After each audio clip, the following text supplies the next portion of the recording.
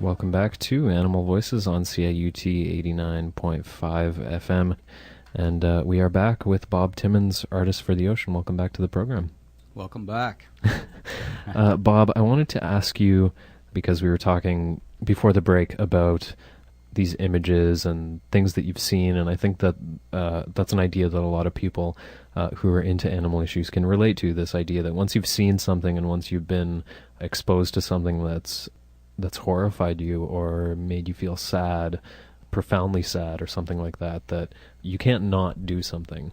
But I'm wondering how, if you can maybe describe a bit of the process of how you go from being horrified or outraged or disgusted by something that you've seen to synthesizing that into what becomes your paintings. Well, it's kind of tough at times to explain exactly how I go through the process, because sometimes I don't even know how I go through the process. When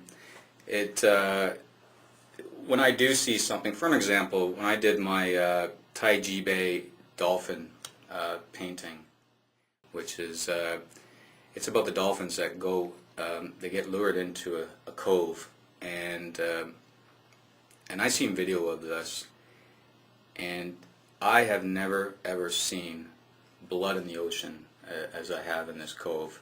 And the video that I seen, I kept putting it off as I was doing other paintings, and I kept saying, I gotta paint this message. And the horror that's going on and the concealment that's happening really got to me, and I thought, that's what I don't like. I don't like when things are hidden. And when it comes to the Taiji Bay issue, everything's been hidden for years, and I'm happy to hear that the Cove that came out this year is really hitting it hard. I just feel like, I just grab those images, I start, get images within my head, and I feel, okay, this is what I got to do. I got to add this, I got to add that, all the important aspects to tell the story. And that painting alone probably took about 90 hours to get fully done and complete. And 4 out of the 5 paintings are 48 by 40. I call these paintings horrifically beautiful.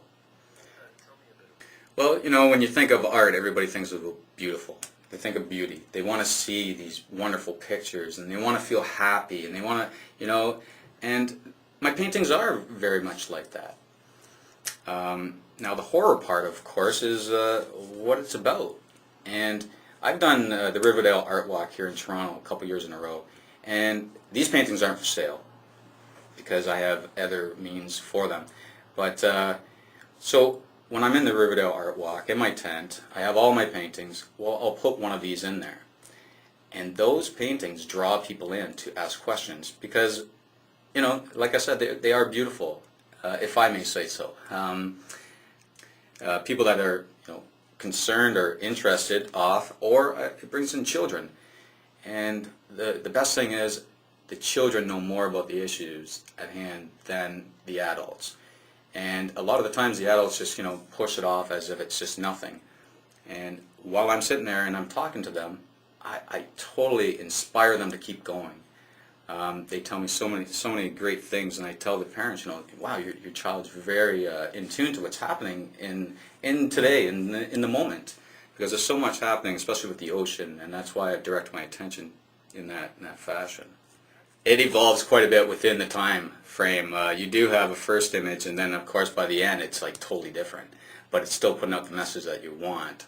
But how do I know that it's finished? Honestly, it's when I sign it, and that forces me not to touch it again. I've made my unwritten law that as soon as I sign something, do not go back. I've done it once, and I destroyed the painting, so I will not do that. Well, it's bringing the awareness of the marine animal at hand currently. Like, I have done 5 marine animals, all with horrific stories that need to be told, and that is the awareness that I felt right from the beginning, from the shark one, that gives me the passion to keep continuing to do and to put out these stories and to have people exposed to them. And hopefully some people will, everybody gets triggered in a different manner. I very much have met a lot of people now, and we've all come onto this side, as I say at times, outside the box, looking in at the bubble that we just left. And we've all been triggered in a different way, and I'm hoping maybe someday my art may trigger somebody, because that would be amazing. To me, that would be, well, honestly, a lot of people go, "What do you mean your art's not for sale?" And I'm like, well, luckily I have a job, so I don't need the money. But I see these pieces as something greater than, like you say, hanging on someone's living room wall and only seeing the people that show up in that living room. And that would be why I'm creating a book on these paintings, and each painting is going to be a chapter, and it's going to talk about these issues. These paintings aren't just paintings either. These paintings speak a message that needs to be spoken to the voiceless animals that we are trying to protect.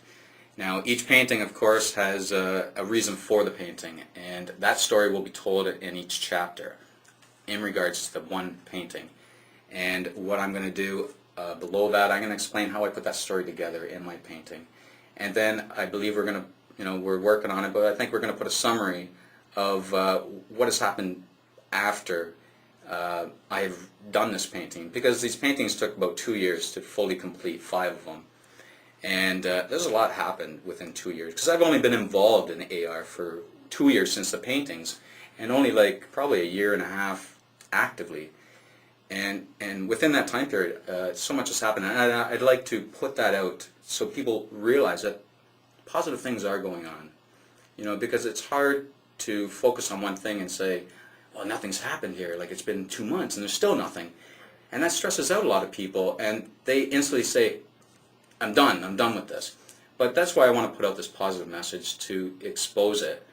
And, hopefully that will draw people in as well. And I'm going to be, I'm a lot about organizations and helping any way I can. So this book's going to have a lot of postings of organizations. And I'm sure when I do finish it, I'll have some sort of donation going to certain organizations, or a random amount, a random one every month, or whatever I do. I'm not sure how I'm going to put that out yet, but I am all about helping.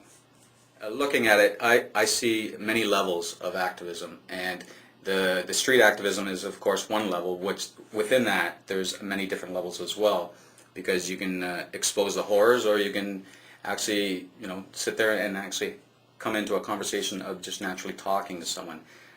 It all depends on the individual when it comes to that. I've been a part of, exposing. I've been exposed in my underwear for activism, a couple times in the extreme weathers. Like in the winter, there we are, and then in the summer, there we are doing a meat tray. But the thing is, when we do that, it's to say that, yeah, we can endure this for an hour, but an animal has to endure this their whole life. So what does it matter to us? The media loves it. And that's a lot of the times we need to get a hold of the media, and that's where the street activism really helps. Because when you get a hold of the media, it's not that we're aiming to do that at times, but then we're a part of their circulation. And instead of just hooking up with the people that are passing us by, maybe 100 to 1,000 people, now we're exposed to 60,000 to 100,000 people. So and being an artist and seeing what has been going on, I'd like to bring in some creativity into this and mix it up, because sometimes things are the same, and we don't want the same, because the same's been going on for 20 years. We need to change it up. We need to add in things. We need to really push different issues and different ways of exposing this. Mm-hmm. Bob, I want to thank you so much for being on the program, and especially I'd like to thank you for the kind of activism you do, not only because I appreciate artistic activism because I'm an artist myself, but also because it's refreshing to see someone who, first of all, has as much energy as you do. It's a rarity, and I hope that you take care of yourself and that you find ways to be able to sustain it, because it's a rarity.